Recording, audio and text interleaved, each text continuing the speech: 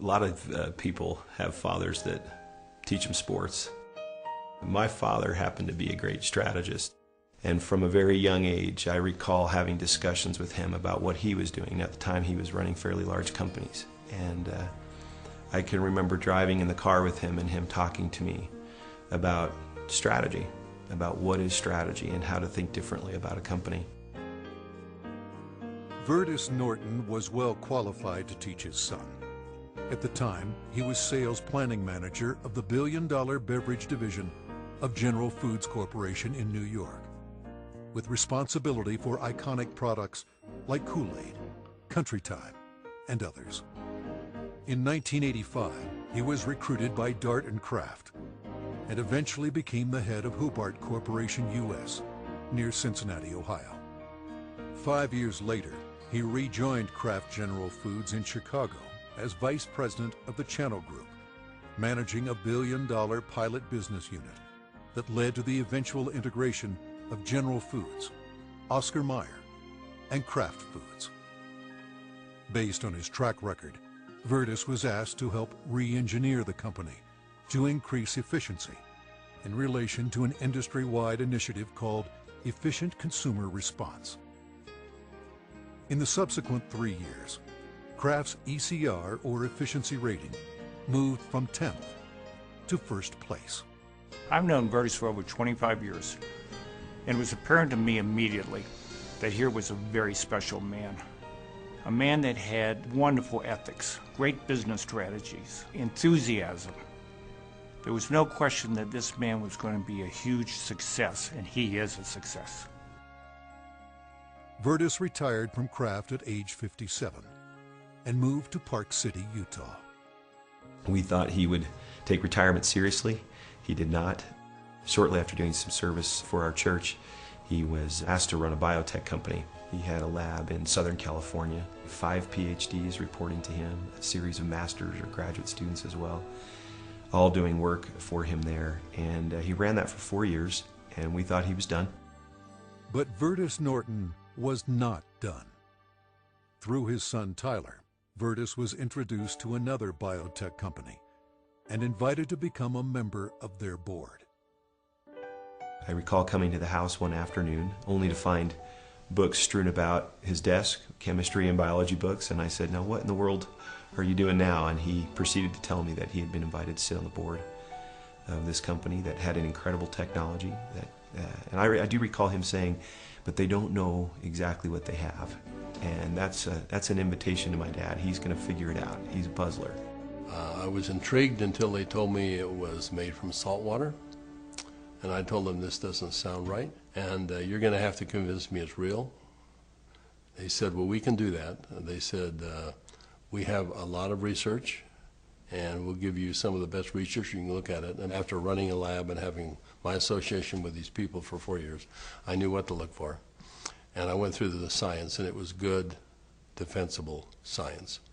Then they gave me a list of people to call, and I was calling Harvard, UCLA, University of Washington, University of Indiana, major labs across the United States, and everyone I talked to raved about the product, the way the company was intending for it to be used, and also they raved about the fact that you could drink this product and get a benefit from it.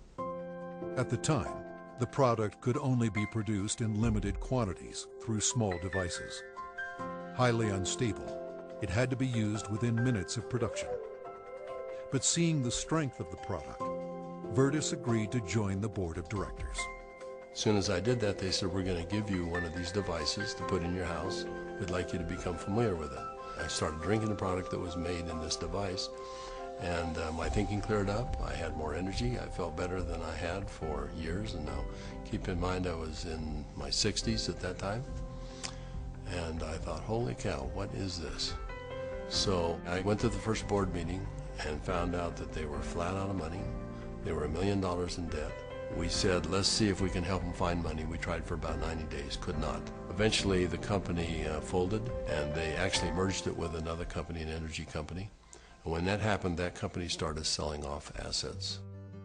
Meanwhile, a family in New Hampshire was embarking on a major change. Jim Pack had been a highly successful consultant in the telecommunications industry. His son, Joe, had secured a position on the United States ski team. Wanting Joe to achieve his dreams, the family moved to Park City to allow Joe to train with the U.S. freestyle team for the 2002 Winter Olympics. So I'm living in a subdivision in Park City, Utah, and after a few years, another gentleman moves in a few houses up from me. This gentleman was named Vertus Norton. Now, Vertus and I became good friends, and actually we became good golfing buddies. I quickly came to realize that Vertus was something special in terms of his training, his business skills, his analytical ability, his integrity. Everything about Vertus was so much better than any executive, including governors or attorney generals, that I'd ever worked with. He was so competent. I was impressed. I made the decision on the golf course as we golfed, week after week. I said, I'm going to do something with this guy. One day we're golfing on the Park City Municipal Golf Course, and he's saying, I'm sitting on the board of this little company, and they've got a terrific product. I use the product. I've just found phenomenal results with this product, but the company's really mismanaged. He said, the product is so good that I'm going to put together an investment company and acquire this product. And he pulled the golf cart over on the fairway and reached in his back pocket and pulled out a folded check, business check, that was blank. And he said, you got a pen? And I handed him a pen, and he wrote a very big check. And he said, let's go do this together. And I said, are you crazy? You don't even know what it is. And I said, Vertus, that's true, but I know everything about you. I know you've done your due diligence. If you're to the point where you want to form an investment company to acquire this technology, I want to be part of it. Let's do it together. And that was the start in the formation of ASEA. Of anybody that I've known, my favorite person is Jim Pack. I don't think just because he's brilliant. I think it's because he has drive and he engenders trust and confidence. And so we started down the road together, and over the course of a year, we discovered what the product was and why it worked. We developed what's called the mechanism of action. They discovered the product was based on redox biochemistry, a new field of science that emerged near the beginning of the 21st century. Redox signaling is a function central to all forms of life. Redox signaling molecules are created within every cell of the body and are vital to the immune system and to cellular repair and replace mechanisms. As one gets older, the body's ability to make these molecules decreases, a function of aging. The product provided a replenishing source of the exact redox signaling molecules the body creates, and in the same balance, enhancing cellular health. Knowing the product's shelf life was essential, Vertus and Jim challenged a team of researchers, including Dr. Gary Samuelson, to find a way to stabilize the product. We didn't know if it could be done, and we bought some equipment and kept making product over and over and over again, and we'd run it through the computer. And finally, after months, he finally came in and said, I think I've got the product stabilized. And we started testing it and found out that he had, in fact, stabilized the product. After stabilization had been achieved, Vertus and Jim met with a group of university scientists. We had told them that we had stabilized this mix of molecules, and they said, no, it can't be done. And we said, no, we have done it. And they said, no, it can't be done. And they were so adamant that they were slapping the table. And we said, well, wait a minute. We'll come back tomorrow and show you the product. So we took the product back the next day. Said, this is stabilized redox signaling molecules. Both positive and negative molecules in the same bottle, stabilized. And they said, how in the world did you do this? So one of the big breakthroughs is the fact that we can stabilize molecules that you're not supposed to be able to do that. The molecules in ASEA are supposed to be fleeting. They should all return to salt and water in just a matter of minutes, and they don't. Meanwhile, Vertus's son Tyler had arrived at the pinnacle of his career in the financial services business. His father took occasion to explain to him the technology he and Jim Pack had acquired. He said to me, this is the product. He reminded me it was made from salt and water, and I was very concerned. At church the following Sunday, I was discussing some of the challenges of some of the members of our congregation. And I had a neighbor friend that we discussed the majority of that meeting, who, despite seeing a number of professionals and trying to solve a challenge that he had a significant issue, they were just not able to really help and find a solution for him. And it was then that this product popped into my mind. I wondered and asked, despite my doubts, could this help? Could this make a difference for him? I called Dad, and he said, of course it will help. Now, I didn't have that conviction at the time. He did, and he was willing to get some of that product. We got that product to my neighbor, and from that point forward, I felt confident that I had done my part. And given that I was still doubtful and even fearful, I kind of washed my hands from it. I think it was 3 months later when I received a phone call from the leader of our church, and he said, "Are you sitting down?" And I said, "Don't start a call like that. What's wrong?" And he said, "This is good news. Are you sitting down?" He proceeded then to tell me that he had just received some very good news, that my neighbor, whom we had given this product to months earlier, had received word that he was in fact improving and had improved a great deal. Of course, the question going through my mind was, well, did he drink this stuff? And that was what my church leader told me. He says, "That's why I'm calling. He drank all of it, and he's confident that it's had a huge effect on his situation." I called my neighbor, and I needed for him to tell me what he had experienced. And he was quiet for a minute, as I recall, and said, "Do you have any idea what I think this has done for me and for my family?" He began to tell me things that I've now heard multiple times over from people across all of North America, and how this product helped him and made a difference for his family. Frankly, this was a problem for me.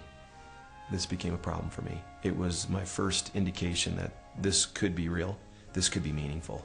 By this point, Jim and my father had made a significant commitment to this product. They were moving forward. And I started to question kind of what I was doing, and feeling a need to get this product out to the world, watching the impact it was having. And I ultimately resigned in May of 2010 from a significant job, the job I'd spent the better part of 17 years getting to. And it was born of this sense and feeling that this product needed to be given to the world. I've known Tyler Norton for now over 20 years. He is a person who demonstrates integrity in all aspects of his business. He is able to motivate people to do things that are even beyond what they think they can do. You know, this came full circle for me about a few months ago. I happened to be out walking, and I looked ahead and saw a family coming towards me on the street. And as they got closer, I realized it was my neighbor that had been benefited by ASEA. And I happened to be on the phone, and so we weren't able to talk. I kind of waved as we acknowledged each other, and he reached in his back pocket and pulled out a sport pouch of ASEA, and then kind of subtly bumped his heart. And we didn't say anything, but I understood completely. It brought home the whole purpose of what we're doing. Now that the product was stabilized, Vertus and Jim began studying distribution models, retail, direct sales, internet, and network marketing. But first, they had a question. We actually wondered if people would drink a product that didn't taste very good, even if there was a perceived health benefit. And we said, let's find out. So we decided to find 40 people and create kind of a focus group, and we started giving it to them. We did that for about 2 months, and we said, let's go out and find out where we are with these 40 people. So when we went out and contacted them, we found out that the 40 people had turned into 135, and the product had been shipped to 20 different countries without our knowing it. And we said, well, we've got the answer we wanted. People will, I think, buy this product. When they determine that there is a perceived health benefit, they'll buy it. But in the meantime, we had contacted a friend, someone that Jim Pack knew and we had played golf with. And he was running a very big pharmaceutical company in New Jersey, about $10, $11 billion. And he finally agreed to send a group of people out and spend some time with us and see what we had come up with. So 4 people flew out on a plane, and we met in the conference room we had on the west side of the city for the better part of a day. We spread out all of the research that we had out on a table. And these gentlemen ask all the right questions.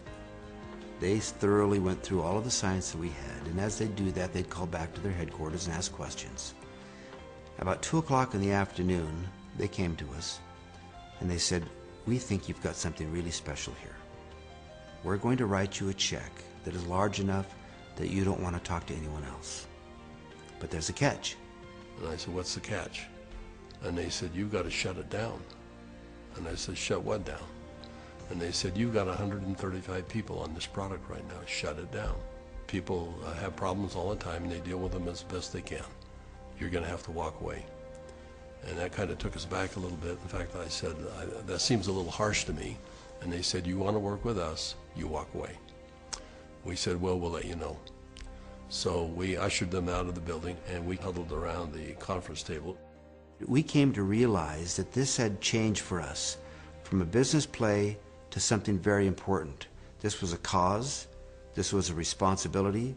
We'd seen too many people helped by this product.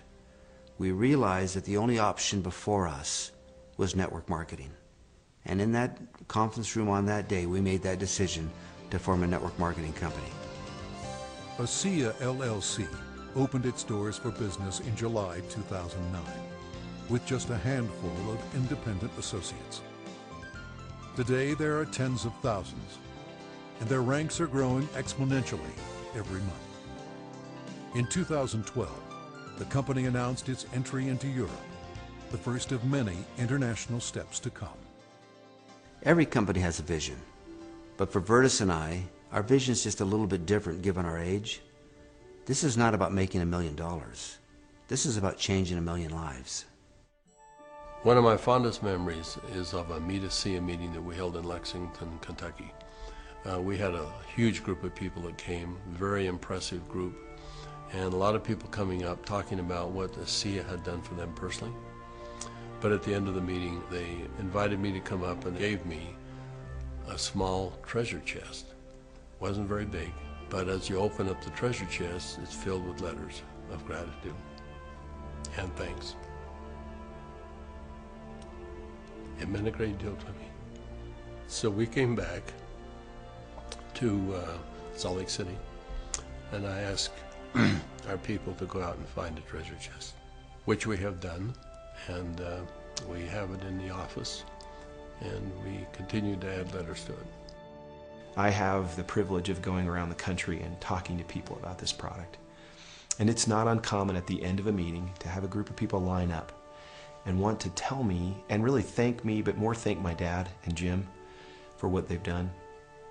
And as they tell their stories and I get a chance to look into their eyes and sense their sincerity and the realness of what this has done for them, more than once I've had to step out of the room and find a corner in a hotel somewhere where I could compose myself and get myself in order after hearing how sincere and thankful they are for this product.